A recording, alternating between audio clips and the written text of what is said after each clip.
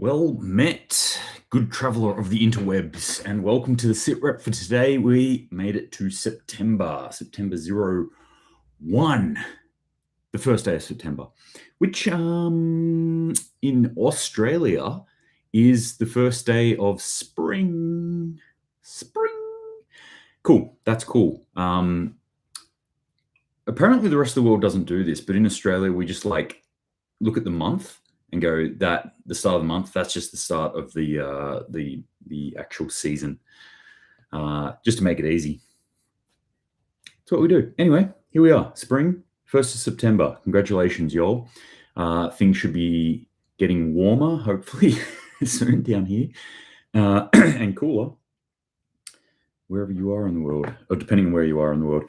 Welcome. Thank you very much for joining me today. I really appreciate it. I appreciate you listening into this sort of stuff because it tells me that you are probably the sort of person who is interested in being a more self-reliant human being. And that's what I like in this world, is people who are striving towards more self-reliance, being better prepared for emergencies, for disasters, but just for everyday life, whatever it throws at us. And 2022 is certainly throwing some freaking curveballs at us thus far. Anyway, let's have a look at the news, what's going on in the world. China's flown, oh man, I dropped this story. I think it was like 72 separate flights, sorties into Taiwan space, airspace, not space. Obviously, Taiwan is a bit on edge about this. They're not liking it. Also, 2 drones have come in and allegedly Taiwan shot at one of those drones. Let's see what happens there. Anyway, that's the increasing tensions. What we're seeing there, or what I'm seeing, what I'm interpreting from this whole issue is China's going to continue doing this, just buzzing the tower. It's Maverick and Goose, or the Chinese version of, I don't know what the Chinese version of Maverick and Goose would be. Peking and duck. And they're buzzing the tower over in Taiwan. One day, they're just going to not buzz the tower. They're just going to land and it will be on. So they're just getting everyone used to it. Like, yeah, this is what we do. This is what we do. One day in the next 2 years, bam, it's going to happen. All right, what else is China doing? China is aggressively selling Russian gas to Europe. This is so obvious, how people haven't picked up on this yet. What we've got going here, where is the numbers? Chinese customs data in the first 6 months of the year, China bought a total of 2.3 million tons of LNG from Russia. So we've seen this huge increase in what China is buying off Russia.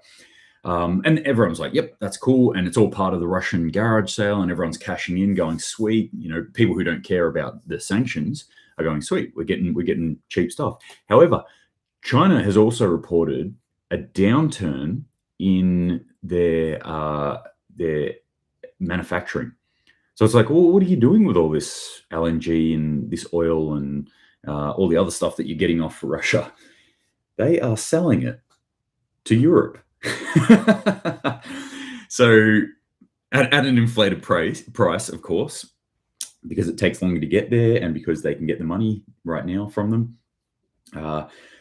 I mean, it's a win-win situation here. Russia, who can't sell their gas to Europe, is getting to sell it to someone.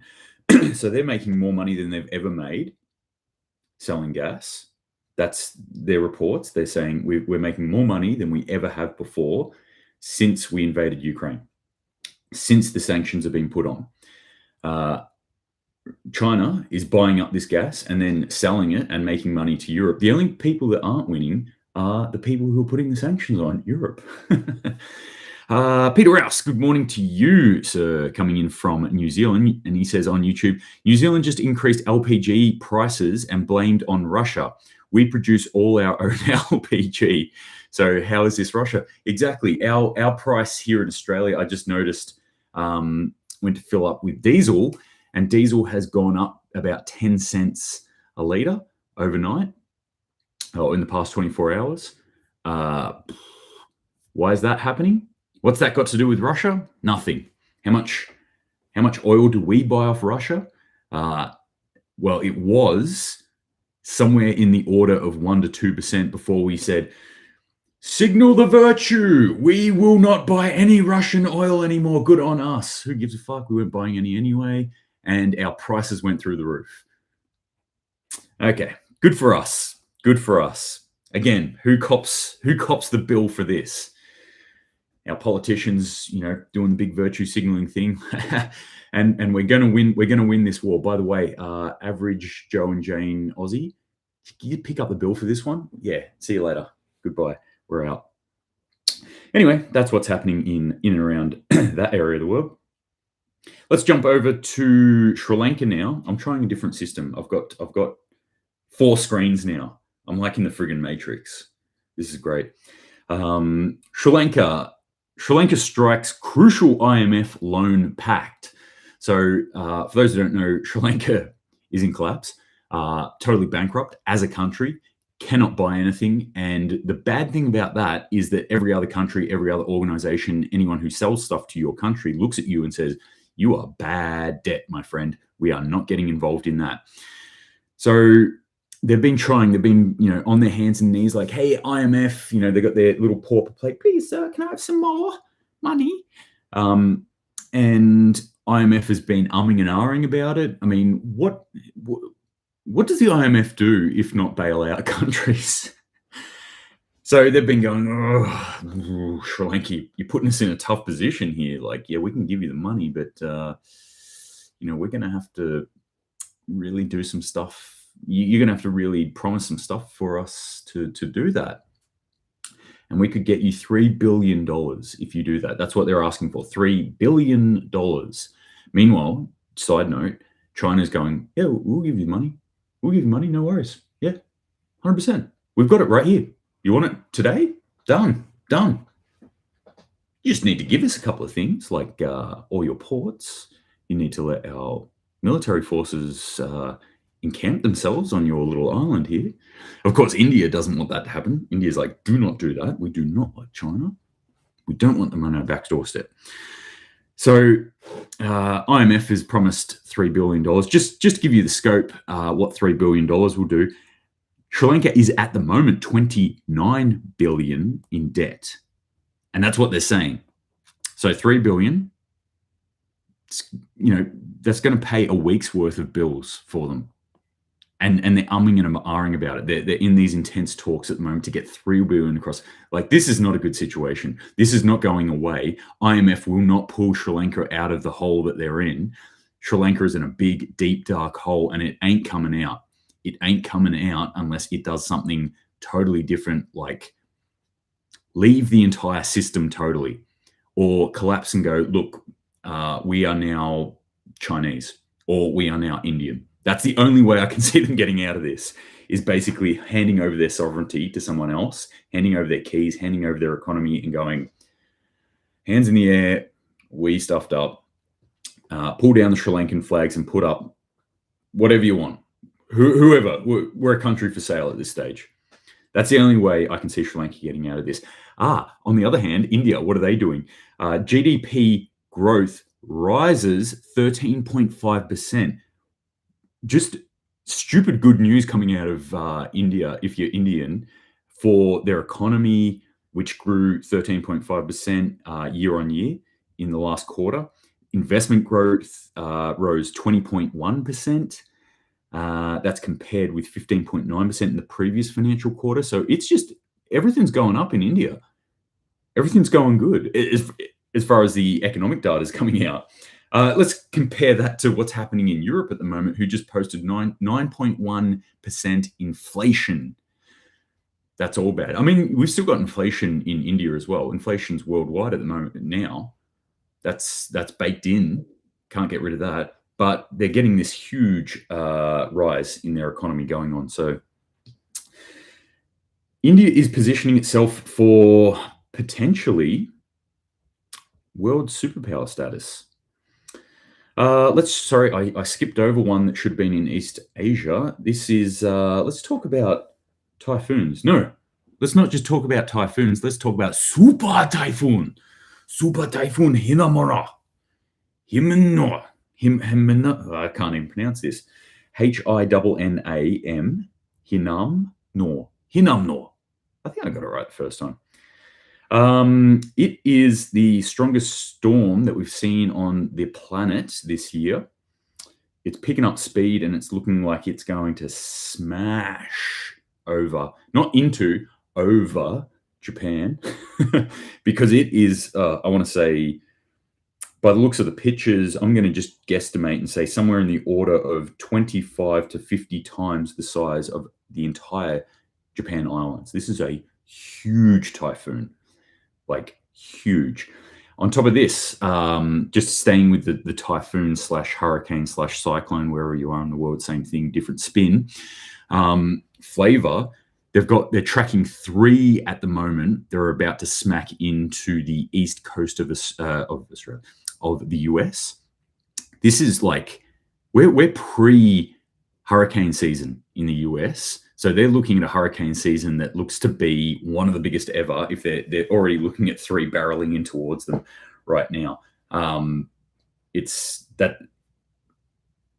just going to get worse from there. All this is going to get worse from what's happening with these storms at the moment.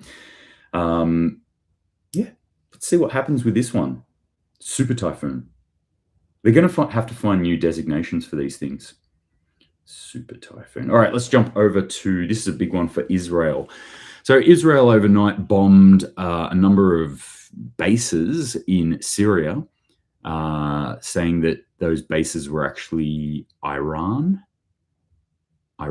bases that they'd set up in Syria. So they've done that. Obviously, a lot of tension going on, Iran, Israel, also Israel and Syria, also Israel and Lebanon. So this one's pretty interesting coming out. Hezbollah has put a September deadline to Israel, and this is essentially over resources. No surprise there. It's about an oil rig, an offshore oil rig that is in contention, that Lebanon says, or Hezbollah has said, that's ours. That's, within our space here. You shouldn't be going for it. And Israel's just going for it. They're saying, this is ours. We're doing it. We're pulling this oil out. We need it. Hezbollah's sent 2 drones over just to, again, buzz the tower. And they've threatened that the next time that they do that, those drones are going to have missiles. And they're not just going to have missiles. They're going to let them go. They're going to launch some missiles at this particular oil rig. So watch that space. And they've said September's the deadline, by the way. Did I mention we're at the start of September now? That's now, everyone. That's now. So yeah, watch that space. Let's see what's happening here. Israel is, this entire area is just a hornet's nest. It's a huge barrel of petrol, and sparks are flying at the moment, waiting for it to go up, waiting for it to blow its stack. All right, let's talk about Europe now. I'm not going to go too much into Europe, but I will say this one caught my eye. In the UK, British policing has lost its way as public fears officers are too woke. British policing has lost its way as members of the public fear officers are more interested in being woke than solving crimes. David Spencer, a former Metropolitan Police Detective Chief Inspector, also said officers should avoid behaviours such as taking the knee, which can be easily interpreted by others as an expression of a partisan political view. Geez, how would you interpret that as a partisan political view? Well, I don't disagree. I think policing at the moment in a number of developed countries across the world appears to be sliding into one side of, or backing one side of politics over the other. What can be done about this? I think policing at its core might need to be checked here in Australia, in New Zealand, in the US, in the UK, all throughout Europe. Check policing. What is policing about? Police are public servants. They are there to serve the public. They are there to defend and keep safe individuals who cannot necessarily do it themselves. And perhaps we may need to even consider the idea of allowing people to do it themselves as well. Whoa, whoa, whoa.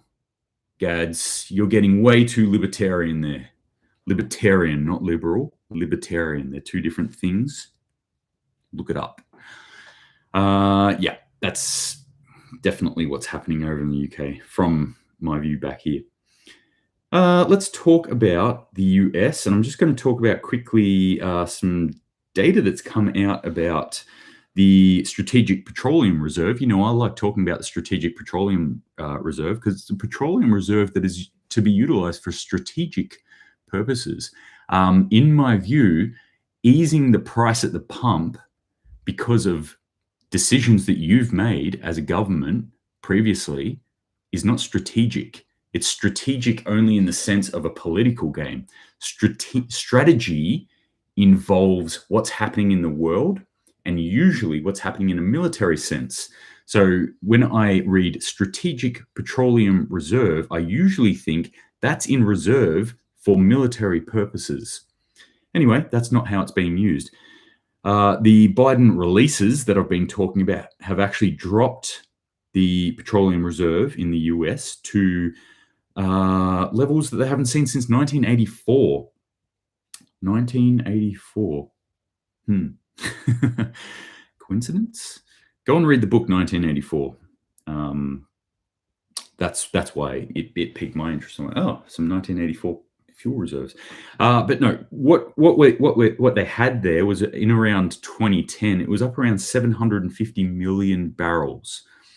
At the start of 2021, it has taken a line straight down that we would call a nosedive, and it's at about 350. So it's under half of what it was 10 years ago or 12 years ago. Under half. And in fact, that decline really started, the one that started in 2021, was at about 600 or 650 million barrels. Now at about 350. So rapid decline, and it doesn't look like it's easing up anytime soon. That's bad news. It's bad news also for Aussies because where's our strategic petroleum reserve stored? Not in Australia. It is, in fact, stored in the US. It is part of their reserves. So as this goes down, I look at it and go, as this goes down, so does Australia's. Forward thinking, forward planning, right there. All right, last thing I want to talk about today. Mississippi declares state of emergency. Why have they got an emergency in Mississippi? Well, they're without drinking water. That is an emergency. I will agree with that. That definitely is an emergency. Why are they out of drinking water? Broken pump. There's a broken pump in their capital, and that's left it. I'm assuming millions of people in that capital city without drinking water. You know, not necessarily going to affect us here in Australia one tiny little bit, but these sort of stories I like to look at and I like to point out. This can happen to you. Imagine that a pump breaks down in Sydney and all of a sudden 4 million people are without clean drinking water. It could be a flood. There could be a boil order for contamination. Who knows what reason, but this is yet another reason that you should think about water in your stores. As a prepared human being, as a self-reliant human being, you should think about having more than just the water that comes out of your tap. That's not good enough. If you're reliant on somebody else to provide clean drinking water for you, although I will put an asterisk on that, clean drinking water coming out of the tap is iffy at best, but you know, you can drink it. You're not going to die, hopefully, immediately. If you're reliant on that, then you are beholden on someone else for your life. Water is life. So on at least a small scale, you should have some way to purify water. You should have some water stored on your property or in your house or somewhere around you. And you should have multiple different ways to get water. as well. So a couple of different ways. Rain catchment might be an idea that you might want to look into. If you have the capacity, a well or a bore well might be an idea as well. And if not, just going to the store and buying bottled water to store, keeping it in a safe place. So think about that today. Think about your water stores. Water is life. Peter Rouse on YouTube says, you have lost your oil reserves just like your gold. Yes, because Australia does not store its gold here in Australia either. That's in London. Yep. And if anyone's ever heard me talk about the gold reserves in London, you would also know that I don't believe that those gold reserves are actually there in London. Well, I've never actually said that, I don't think, but if you can read between the lines, if I look at what they're doing, not what they're saying, it certainly looks like there is not enough gold in London to actually support how much gold should be there with the amount of countries that store all their gold reserves in London. I think London's playing some funny money with their gold, and that's bad.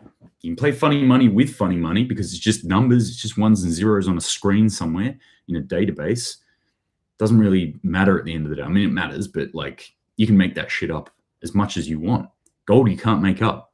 It's there or it is not. So then you have to actually lie and say, yes, the gold is here. And then when people say, I want to see the gold, they go, yeah, about that. Can't do that right now. We've got the cleaners in. We're moving it around. We're refitting the facility. Here's your gold. Can we see everyone's gold all at once? No.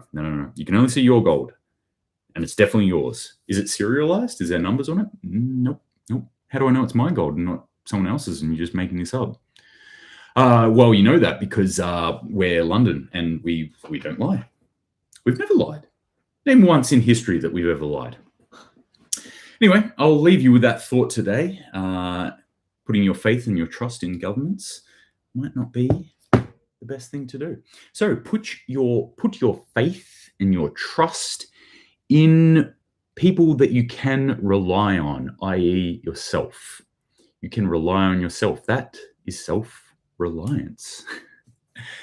That's what we should be thinking about moving towards. That's what I want to encourage. Hopefully you do too. So again, I'll thank you very much for joining me. A nice, hopefully short, sweet one today. If you have any questions, as always, please feel free to shoot them through to me. I'm always very willing to hear your questions, your thoughts. I will try and catch up on comments on YouTube. I've been a bit lax with them, but keep it coming. All right, gang. Until next time, stay safe, keep gardening, get fit, sort out your water storage, sort out your food storage, and semper paratus.